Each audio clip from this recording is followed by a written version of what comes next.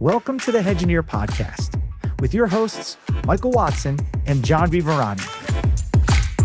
And welcome back to another episode of the Hedgeneer Podcast, where we go over technology, data, and AI and asset managers and hedge funds. And I am your co-host, Michael Watson. And I am your other co-host, Jhanvi. So, Michael, what's new? Great question.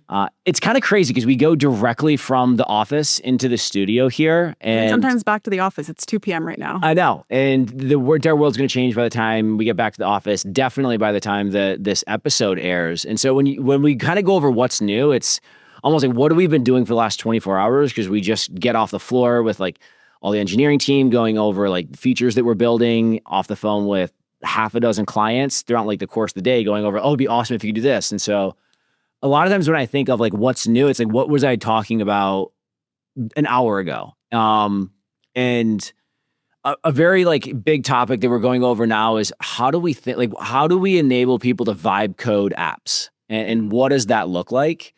Because once you get good MCP connectivity to a lot of different data sources, you have good skills on how to interact with these connectors and build out workflows. There's often an element of, I want to create an app that captures some of this workflow or a visualization of the data that I've been able to wrangle and put together. And I can do it so quickly with code or Claude code. Let me show you. And you look at this amazing dashboard that looks like it was created by like a world-class UI team with experts in financial data, but it's really just a COO of a hedge fund that's maybe like early 40s, never written a line of their code, but spent their entire life on Wall Street or Midtown working in fund accounting operations for a hedge fund that knows the space really well, that could articulate what they wanted. And it was always the inability of them to take that articulation and thoughts and interact with clean data, work with a tool that was very intuitive for them, that blocked them from creating like some pretty awesome software for the last, I don't know, two and a half decades. But now when you put them in a position where they're comfortable with Cowork, they have skills, they have connectivity to all these data sets, they create these artifacts that are awesome, just like absolutely awesome. They spend a lot of time on it, they iterate it, and they get so damn excited that they get to a point where they have this thing, like, okay, now what do I do? And then they look at you like, all right, I have this amazing thing that I vibe coded. I want to share it with the entire company. How? And we spent a lot of time thinking about that, and there's different options on it. But that's what's new for me. And yeah, and like vibe coding isn't new, but I think that the appetite and intrigue around it has changed a lot, especially in this industry. I think Lovables existed for 3 years now. Like everyone knows that vibe coding is a thing, but I think that more and more investment professionals that don't have a technical background are starting to vibe code. I think it's a function of Cowork being more accessible than transferring those practices to things like Codex and Claude Code. Like in just the past week, I've spoken to so many people that work in everything from IR to like operations to investment teams that are using Claude Code in a way that they've never had before. And some of them show me these applications and I'm like, this is as good, sometimes even better than what I would build as a full-time engineer in a pre-AI world. And I think that now as LLMs have gotten significantly better, these harnesses have gotten significantly better, it's a good opportunity to revisit what vibe coding really is and how to do it in the right way. Because I think that the capabilities of what the Lovables used to do 3 years ago, the expectation was always, okay, I'm going to use this as a prototyping tool. I'm going to use AI to build a functioning prototype, and then I'm going to hand it off to an engineering team to actually productionize. Like I remember the last time I visited Lovables website in 2024, like that was literally in the instructions. It was like, after you've built something that works well, hand it over to engineers to actually deploy and host in whatever application tech stack that you already have at your company.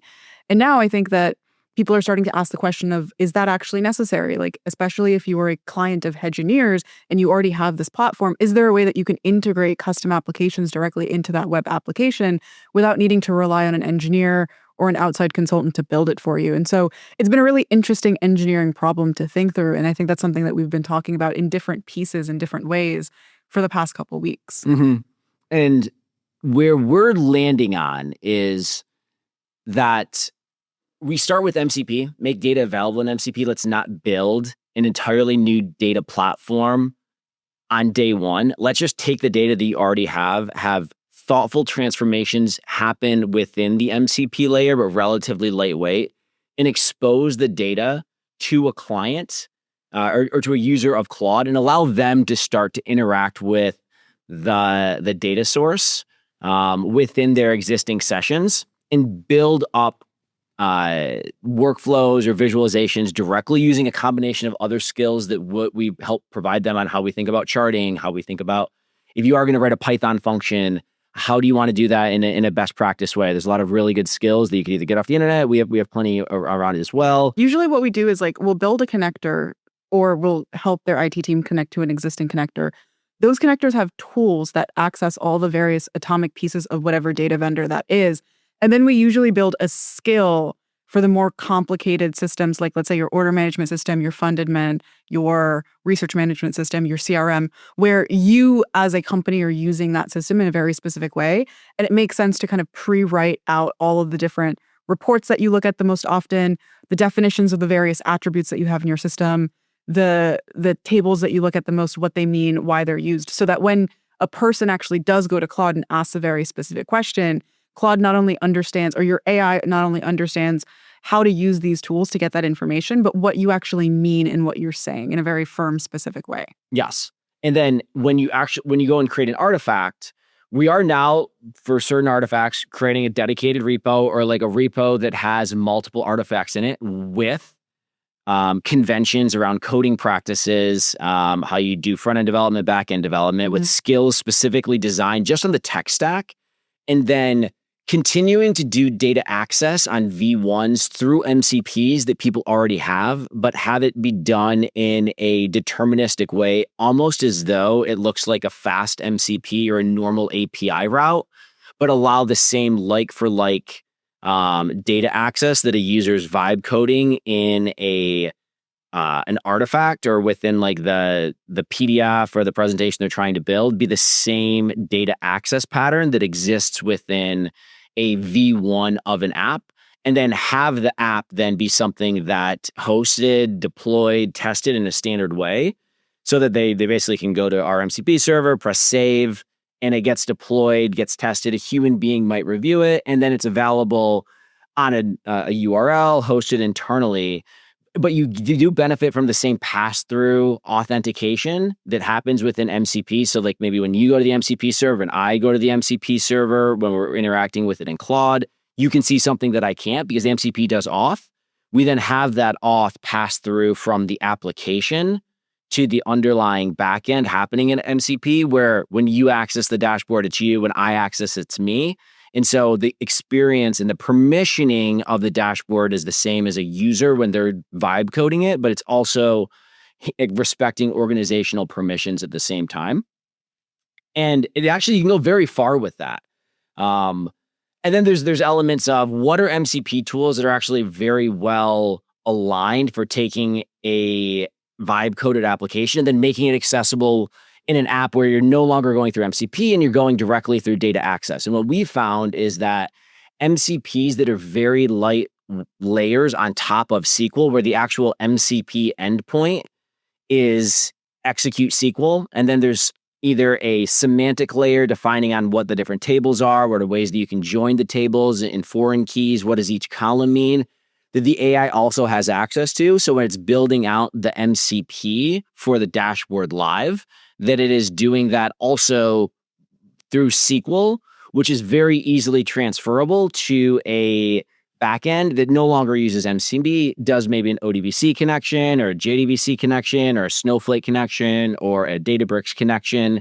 Then when you go and say, like, oh, actually, I don't want it to be MCP, I want it to be a traditional application with maybe pass-through authentication, that translation happens relatively easily. Where it can sometimes get a little bit harder when you have, let's say you have an MCP server for, let's say Aria, for example. They'll have broker research in an MCP server. You might want to be able to see like a summary as well as citations of broker research for a name within your coverage on the same side as a dashboard that's pulling from maybe your current exposure to that name, plus what your Excel model has, that maybe you have an MCP server on top of your share drive and then an MCP server on top of your order management system or PMS system that's pulling down your current exposure. And so on the back end of this app, it's pulling from the ARIA MCP, it's pulling from your SharePoint MCP, and it's pulling from the PMS MCP, whether they provided it or we created on top of it. And so there's some data wrangling that's happening right there. If the PMS is pulling on top of a Snowflake or a Databricks data share, and it's actually writing more SQL than it is like querying a specific endpoint, that's actually relatively easily with AI to translate then into a SQL backend and move away from MCP for that query.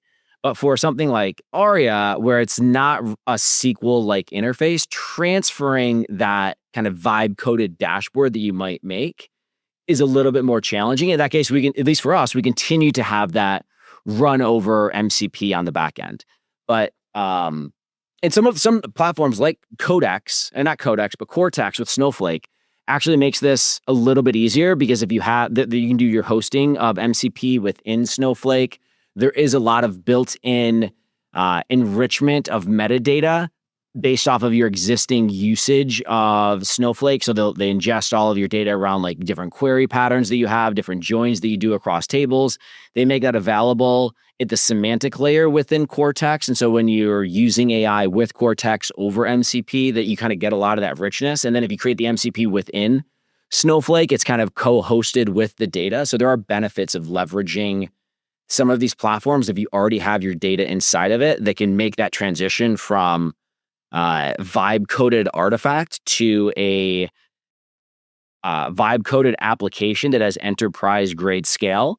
And then there's a lot of other tools as well. That one of them that we've been going really deep on is Coder, which originally was not an AI company. They've been around for a decade plus. They're based out of Australia.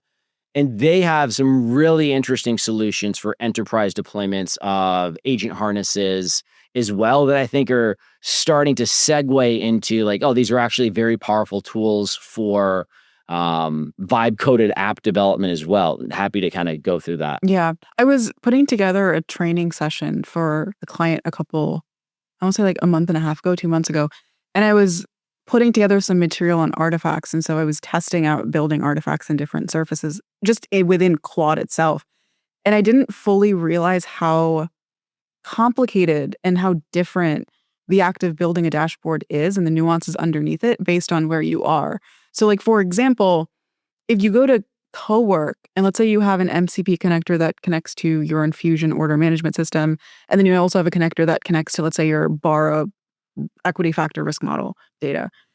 If you put in a prompt like build me a dashboard that does XYZ and has XYZ in it, let's say it's like a breakdown of all your factor exposures and attribution and risk broken down by category, factor, position, whatever. What it'll do is it'll use the MCP connectors to actually pull that data, and then it'll actually hard code that data into a dashboard that's like an HTML file. And there's no live connection there. So I can download that file and I can share it with you 4 days from now. It's not going to have T-1 data. It's going to have T-5 data because it's not actually connected to an MCP connector. And it's not even an artifact. It opens up on the side panel and it looks and feels the same way that an artifact would, but it's not technically an artifact. You can't share it with a link because Cowork is all really local. Everything is connected to your laptop. So it doesn't actually publish that to the internet. But if I go to Claude.ai or I go to Claude Desktop and I put in the same exact ask, it'll build a dynamic dashboard. And the back end is actually connected to an MCP connector like you were mentioning. And so I think step one is just appreciating that difference and making sure that when you start prototyping, you're prototyping in a place that's shareable, because otherwise you're going to end up with this very static page. And even whether you're trying to turn that into a actual application hosted somewhere or you're passing it off to a dev team without actually having the MCP tool calls themselves, it's going to be very difficult to reverse engineer the logic that you put together in that dashboard in the first place. Yeah. And it's what I've seen people do to get around that is they'll schedule a job to regenerate that artifact. Yeah. And it's still hard coded within the HTML and JavaScript of Yeah. the document, but they have to rerun it every day. And for what it's worth, I don't think that's a bad idea. Like, I agree. think that not everything needs to be a dashboard. Some things can be an email. Some things can be a PDF that gets sent to you via Slack or whatever. And so I think that, for example, like the risk report that I was just alluding to, like maybe that isn't a dashboard. Maybe that is an agent that's running on a schedule. There's a skill that outlines what this report should look like with instructions on how to get it. And then every day there's an agent that's running in the background building that report and then sending it. So yeah, I think that's like a totally fair paradigm. I think that if there's interactivity that's required, or there's a reason for it to be a dashboard hosted on like a web application or something, then yeah, build the dashboard. Another thing that's worth noting is when you do build an artifact, let's say quote unquote the right way, and it is powered by MCP, depending on the complexity of those MCP tool calls and how many of them there are, every time you refresh the page or anytime someone else visits that page, you are making MCP tool calls and therefore are spending like AI tokens. That's also something that I think a lot of people don't fully appreciate. Usually 9 times out of 10, assuming that you're not building something incredibly crazy, it's not going to be super expensive because there's not a lot of reasoning involved, but it does cost money every time you hit refresh. Mm-hmm.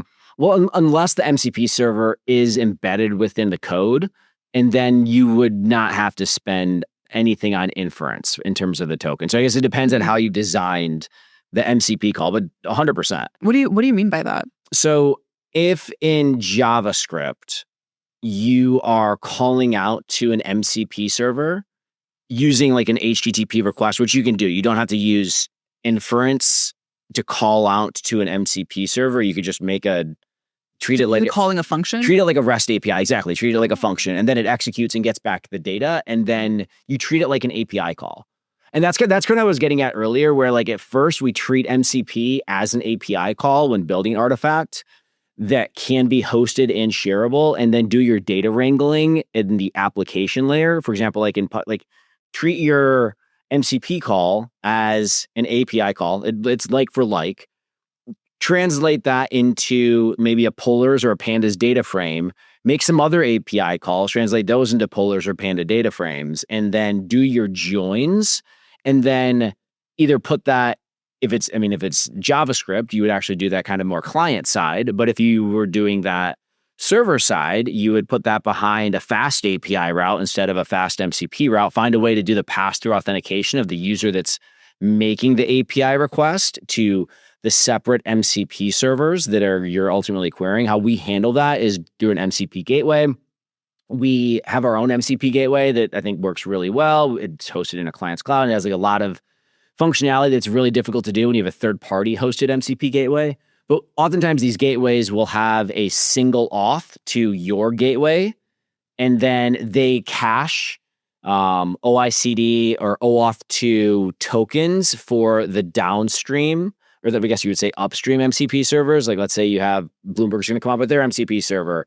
You have your tokens for my user cached within the MCP gateway alongside maybe my tokens for Bara if they were to have their MCP server, and then tokens for Infusion, and then maybe like Hedgeneer has an MCP server that we build for you. All of those are cached in the MCP gateway, and I authenticate once, and then I can then make requests on your behalf using these cached credential tokens against these different servers. And then these gateways try to keep it up and running and refresh them for you, so that when, in this example, you make a request to the fast MCP route, I'm like doing an Egyptian dance, but you make a request to the fast MCP route, a normal API, you authenticate in one service, and then you can make requests through the gateway to these 3 different upstream services over MCP, but get the results back as though it is a normal API request, because for all intents and services it is, and these are probably even written with fast MCP, which is a wrapper on top of fast API. So really it's just like Python all the way down. But then you get the results back, do a conversion of that MCP result into Polars or Pandas, and now you're doing like normal backend development, send that back to the client that's requesting it in like some JSONified function, and then it starts to look like back-end development that isn't very dissimilar from what that vibe coded function was within the artifact. And so if you can keep the productionized runtime of that artifact as close as possible to the vibe coded runtime of that artifact, that the translation between the two, Claude can do pretty well. And then you want to think about, all right, well, where is this hosted? And that kind of gets us into the coder element. Because what Coder provides, and they have both the open source and the enterprise version, is a way to be able to spin up a runtime in your cloud. It runs within Kubernetes. As a user, you don't have to know that. Where there's a portal you go into, you authenticate against your internal Entra or whatever you do for identity management, like you do for your Microsoft Outlook email. And then you get a portal and say, go spin up a workspace that I can run my AI in. You get it in a browser, and then you get a terminal. In the same way, if you were to go to your terminal and launch Claude Code, the terminals are the same, but it's running now in the cloud.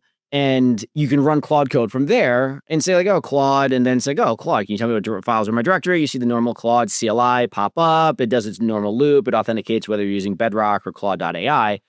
And so it feels like just Claude in the browser, but it's not. It's Claude in your cloud, and you could access in your browser. We could also then do a remote SSH and take it into your VS Code environment. So you have your normal terminal at the bottom, access to Claude Code. You see all your files on your left-hand side. So it feels like you're just doing normal Claude Code. It's just that the physical machine that it's running on is no longer your laptop. It's now running in your cloud. But functionally, you really don't know the difference. But the benefit of this, and there's several, from the vibe coding for apps perspective, is that now us as engineers can create an environment that has a controlled Python set of libraries and tools. It has a Docker image that is going to be something that I can say will be the same image if we were to take what code you write and move it into production. You can also allow the person to vibe code all that they want, delete anything that they want in there. And if you don't mount any third-party file access, like this is an ephemeral image, they can't break anything. And so it's also, we touched on this a couple of weeks ago, a very good container for running AI agentically without having to worry about it from a cyber infosec perspective, because you've now locked down what Claude can do. And Coder has a good solution for this.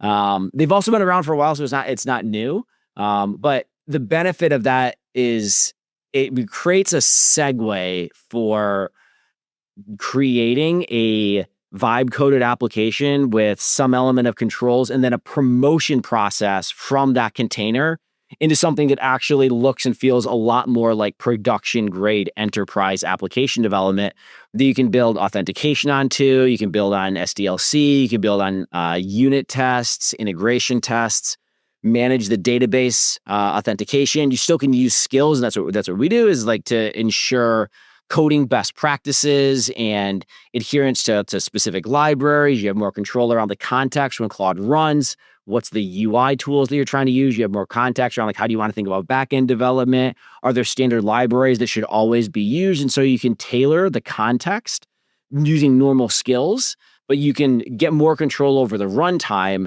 And there's a ton of benefits of that. Happy to kind of go into that, but like that's been like kind of like something that we're really starting to push on.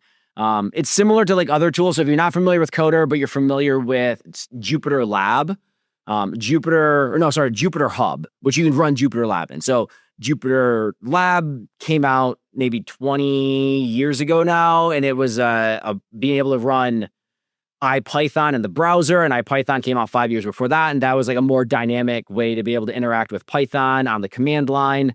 And so people could go and spin up a Jupyter notebook from their terminal, run Jupyter, and then it gets like your browser at localhost :8888. And then you're like, oh, I can interact with Python in the browser, but people would have to spin that up individually.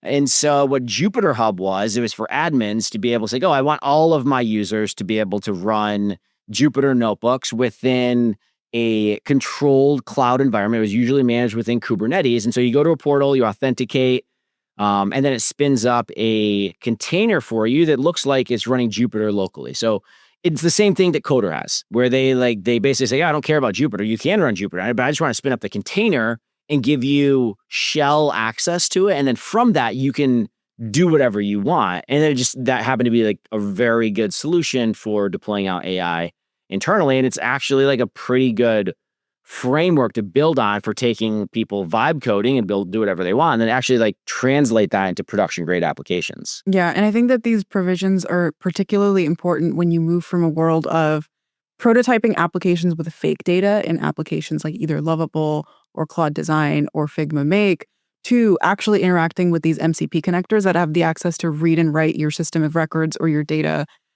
in other places. Like, I think one of the things that you mentioned about the perks of Coder ties really well into what we were talking about last week around AI posting malicious packages on Pithy, people pulling them down, because oftentimes when you have AI running in this like agentic kind of autonomous way, it's often downloading packages that you're not even aware of. And sometimes it's downloading packages that have dependencies on other packages, and it's downloading all of them at the same time. And so Coder or its equivalent allows you as a company to set restrictions on what you can and cannot do that a non-developer wouldn't fully appreciate or understand. And I think that's like it's very impactful. It's very helpful, especially if you do want to start giving more people at your firm the reins to do things in a compliant and safe way and prevent those horror stories of either your systems of records getting corrupted or things just getting deleted from a person's machine, or an agent going rogue and doing something or accessing something that it shouldn't. Yeah. And to like kind of building on that, most people are vibe coding with Claude Code and not having any standard development setup on their machine. No, because they're not developers. Exactly. And they don't, they could ask Claude, what do you think you should do? But then Claude might do something very different for all 20 people on your analyst team that are all just vibe coding their way through it.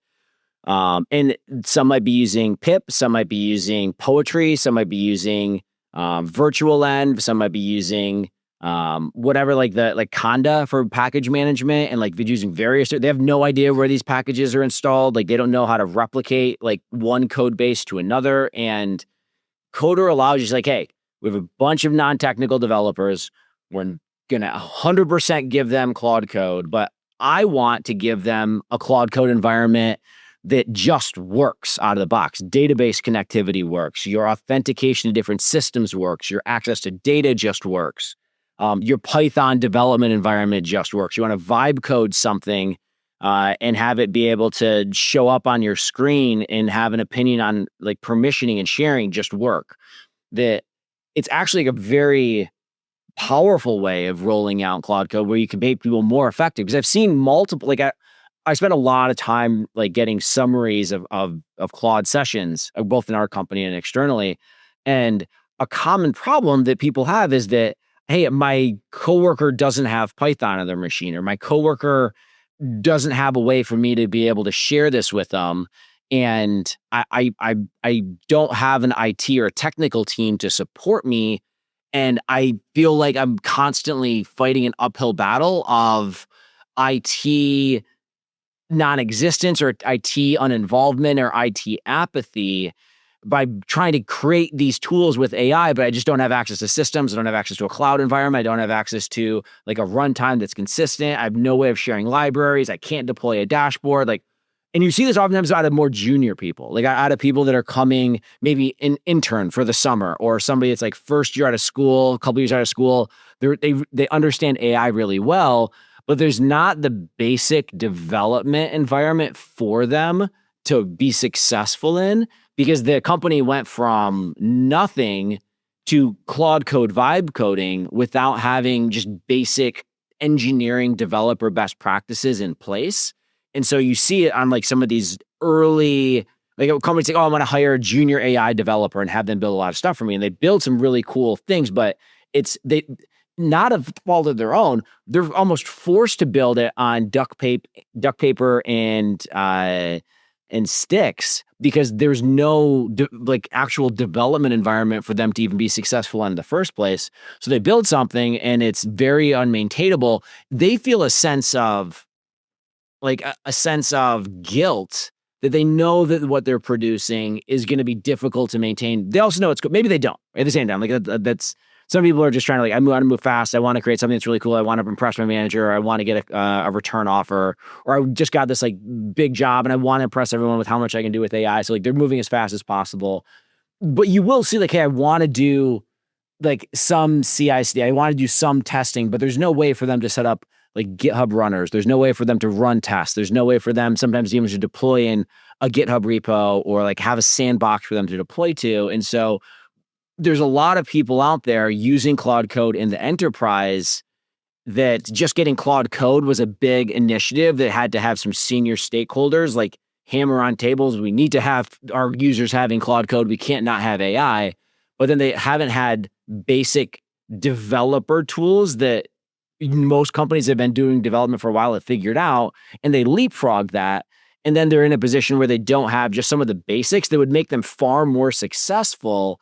And for us, like I think a lot of times we can sometimes overthink things. We think, oh, we need to create like this next great Gen UI application that can do something incredible. But really, like they just need a standard virtual environment that just works, database connectivity, so their Claude Code sessions just work, MCP servers for where it doesn't make sense, best practices on UI development, set up their GitHub repo, have that be working with a CI environment, have applications auto deploy, figure out authentication, and sometimes get out of the way a little bit of trying to add too much between like a really good AI engineer that's just trying to build and like a client or an analyst at their company, and focusing like, how do we empower them and never feel as though you're competing with them. Like we're here to help. Like sometimes the people that we want to help most are the people that are like sometimes more junior, that they just don't have any advocate or technologist that has their back that can articulate some of the things that they actually need to be successful, because there's nobody else in the firm that maybe knows what they need from like a basic technology perspective, and maybe they don't know themselves. Mm-hmm. And I guess like when I look through a lot of these sessions, there's we get these reports and what can get better. Sometimes it's when like you install a PDF parser, like what PDF Python library do you want? Do you use PDF parser? There's PDF plumber. There's Llama index. There's several other tools. Just be opinionated. Like, what is a really good PDF parser? And I want everyone across the company to use the best PDF parser that exists. It's open source, or maybe you pay for it. And they don't know that it's there. Like, you still have somebody very senior getting a PDF document, trying to parse it and understand it. And they don't know what library is being used. But if you as an engineer, like, hey, this is a really good PDF parsing library. I want everyone at the company that's doing PDF parsing in Claude Code to use this library and have better results as a function of that. There's but if you have a non-technical organization that is rolling out code or Cowork, there's nobody that can articulate why. One, they won't even know what library they're using. Like when you don't actually go in and look at the tool calls between prompts, you just see tool call, tool call, tool call, tool call. You might see a red if it fails, and then it tries again and eventually works. You don't go and say, oh, maybe it's bash. And then you definitely don't go and say like, oh, what is bash actually doing? Because when you do, it's sometimes pretty wild. It's like, it's 5 different bash calls chained together with a semicolon line break where it's like ls, echo hello, pip install, PDF plumber, open PyXL, -x, -78, like colon, Python -c, import PDF plumber, end quote, colon, echo, done. That's kind of nobody would ever read that. No human being would write that on a command line that is sane. But Claude is running these kind of wild bash commands, tool call after tool call after tool call, to eventually just figure out what tools exist within your Cowork or your code environment. And it's going to keep hammering out with a sledgehammer to get some tool that works. And once it gets it, it's then going to try to run the in-memory developed Python code that Claude's generating with the bash command in order to give you a result. And your user, you're just kind of like watching and you're waiting and you're waiting and you're waiting. Oh, this is a little bit slow. Claude's slow. I don't know why. Claude's, I guess, slow. Okay, that like 10 minutes later, you come back. Okay, now I have actually really good to it. Oh my God, Claude's amazing. This is amazing. And then everyone goes to that experience, and no one's actually going in and looking at what is Claude actually doing to get to that point? Like, yes, the result is great. Wow, super cool. Great table and summarization, 2 thumbs up. But do you realize that it was literally like sledgehammering its way through a problem space, completely blind, trying to figure out what library to install to do a very basic like parsing of a table? And there's so much low hanging fruit that you can actually do to make that problem much easier. That is focused on like just what does good SDLC look like that has nothing to do with AI, and make sure that Claude has access. So when you're using AI coding agents, like coding is still a thing. There's really good tools, frameworks, libraries that coding should have that Claude doesn't need to figure that out. Claude doesn't need to be figuring out the first time you give it a task. All right, let me create a good development environment for me at the beginning of every single session. But oftentimes you see that's what it's doing. And so things like a coder help solve for that. And I think that that's something that oftentimes goes overlooked because the session eventually, one way or another, Claude always finds a way. It's like that scene from Jurassic Park, where, like life, it always finds a way. When there's like, yeah, they're all males. All the T-Rexes or the raptors are males. They never procreate. But yeah, life always finds a way. In the same way, Claude's gonna find a way. It might not be the best way, and it might cause it actually to diverge along the way, but it's going to find a way. But if you actually look at the path that it's taking, you just look at it. And you have somebody that understands it, it's like, oh, actually, like we could make a tweak, add these libraries as a standard runtime to all of the Claude sessions. And like, this should never happen again. And the tool that you're actually using for doing that PDF parsing is going to be 10 times better, 10 times faster. And it's super low hanging fruit. What advice would you have for an engineer that works within an engineering team at, let's say, an asset manager or a hedge fund? And for the first time, they're starting to see their division stopping being this gatekeeper of technology where we have these non-technical people in other teams trying to vibe code their own applications and bypassing engineering. What advice would you have for them? In order to like figure it out, make your way through that when there's resistance? Is that what you mean? No, like what do you do if you're like at my old job, for example, anytime someone from the sales and trading desk needed something built, they would come to an engineer. They would come to an engineering team. Now they're kind of building their own applications in their own kind of machines. Some of them are trying to figure out how to host them. Some of them are just sending artifact URLs back and forth. How do you kind of navigate that as an engineering organization? I think one, you focus on enablement and not on protecting your turf. Yeah. Because a lot of times I think engineers are, one, they want to help, but they also are at a moment where they feel existentially at risk. And if the business is able to do a large portion of what they used to identify as their value add, that they might be resistant to more non-technical AI vibe coding development, and will use it under the guise of security and cyber, and we can't allow them to do this because they don't know what they're doing. I don't think that is all of it. I think there is some validity to it.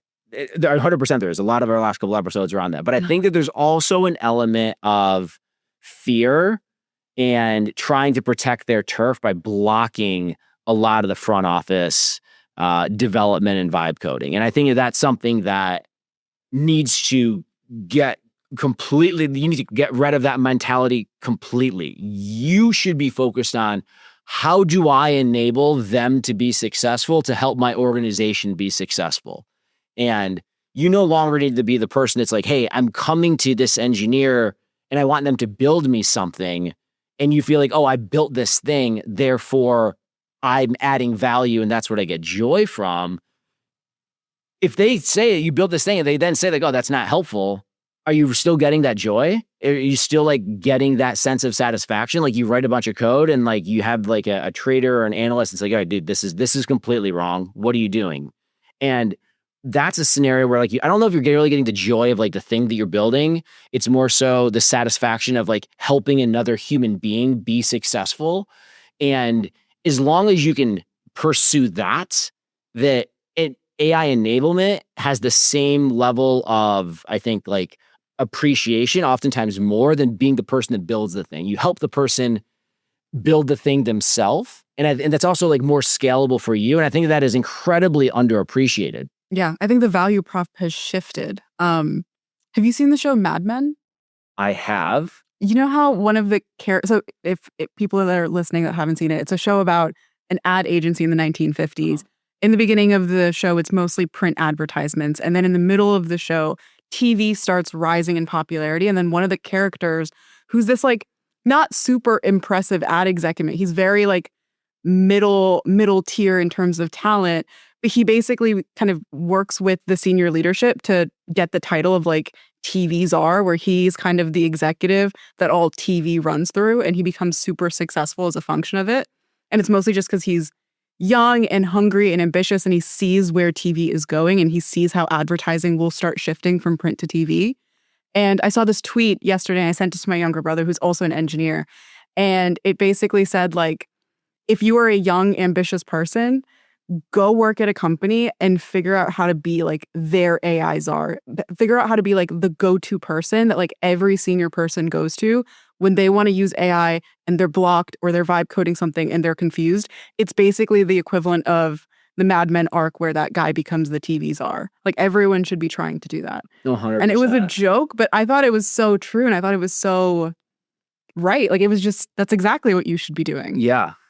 That resonates a ton with me when I think about what I was doing in my early 20s, where I was doing that, and my AI was Python then. Like in 2010 to 2015, like Python for me is what I think a lot of people early out of school, AI is for them, because there was so much you could do. It had all these libraries coming out. Pandas was coming out. There was Flask for web development. There was database connections. Like you could do all this really interesting server stuff. Django was out. So like there was OpenPyXL. Not OpenPyXL. It was like XLPyX. Like it was XLRD and XLWT. One library for reading, one library for writing. OpenPyXL came out years later. There was like Win32com for interacting with Windows, and like most people did not know any of this. So even if you took development, like you knew C++ and you knew Java, and that was assuming that you worked at a company that even had engineers. A lot of companies didn't. I worked at one where there was an engineering organization, very small, and I was the only person that anyone had ever spoken to that knew Python. I knew it pretty well. And I was able to do all of these things that looked like black magic for all of my coworkers. And I became this technology wizard, or like, I don't know, but like this person that could do things that other people couldn't. And the same thing happens now with AI. When you go into one of these companies and you've been living and breathing in AI, and you just try and you work and you figure it out and you follow best practices, that everyone will start looking to you because they have nowhere else to go. Like, what are they going to do? Listen to a podcast once a week and figure out like, oh, what is Jhanvi and Michael talking about? And then like, I'll magically have osmosis to figure that out. I mean, some people are doing exactly that. I mean, some people do. And then those people oftentimes become our clients. I think that's a perfect time for a little bit of a segue. Jhanvi, what do you think? Sure, why not? Something that I hear pretty consistently from executive leaders in the space is that they see value in AI, but there's no clear path to actually adopting it. Most providers, whether it's the frontier models like Claude and OpenAI, or the platforms being built on top of them, they hand you a product and they leave you to figure out whether it works for your workflows and how. And at Hedgeneer, we take a very different approach. And we're able to because we have industry experience to not just understand investment process in the abstract, but to know how a fund actually operates, where information is sourced, how it moves through a team, what synthesis happens before a decision gets made. Once we understand that, we can build custom connectors in a data platform that connects all your data directly into Claude or OpenAI. Bloomberg, your primes, your internal models, your internal research notes, whatever you're actually using. And then we deploy our platform on top of that. Think of it as a command center that sits on top of your Claude or OpenAI account. You can see every agent at your disposal, both the personal ones that you've built for yourself, as well as the org-wide ones that are maintained by your company. You can ask them to do things on demand directly within the application, or you could schedule reoccurring tasks that have them running in the background and having them send you the results straight to you via Slack or email. And we also track usage at the firm over time, so leadership can see where AI is working, where it isn't, and surface opportunities to go deeper. And we run training sessions with your team on Claude, on the platform, and even how to prompt and build skills better. So the competency builds internally and it sticks over time. So if you're interested in learning more about how we can help your fund become AI native, shoot us an email at info@hedgeneer.io. But yeah, I think that like resonates a ton, where like now is the time to differentiate yourself, especially earlier career with AI, and go to a firm that is not AI native at all, that doesn't have a technology team. Like you want to go to a company that doesn't even have engineers. Yeah, like no CTO, no engineers, especially in finance. I think like if we're talking about the industry of asset management, I don't know a lot about outside of that, but I'm not talking about consumer finance, for example. Like in asset management, I feel like I guess we just talk to these funds so often. Like there's so many funds that are like, I want to use AI. I see where it's going.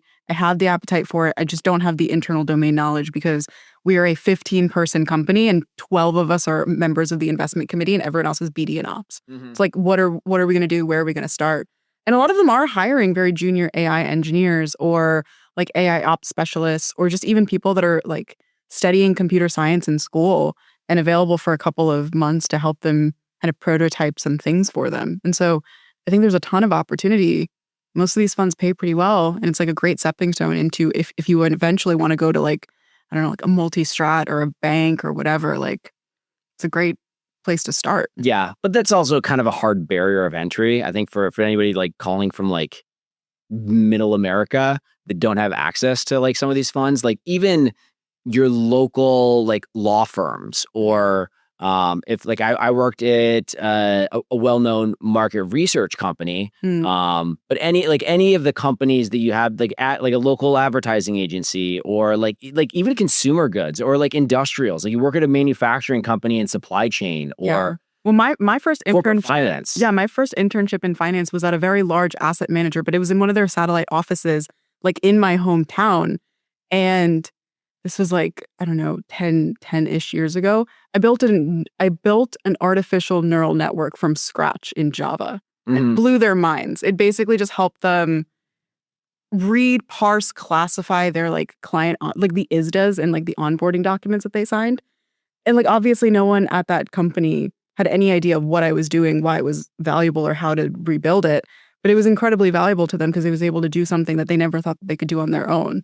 And so, yeah, I think that getting your start anywhere like that. Like Mark Cuban had this quote in an interview a couple months ago where he was like, if I was a young person in school trying to get a job, I would knock on doors of small businesses, ask them for the most tedious things that they never have time to do and automate the top 3 things on their list. And I think that's exactly in the spirit of what we're talking about.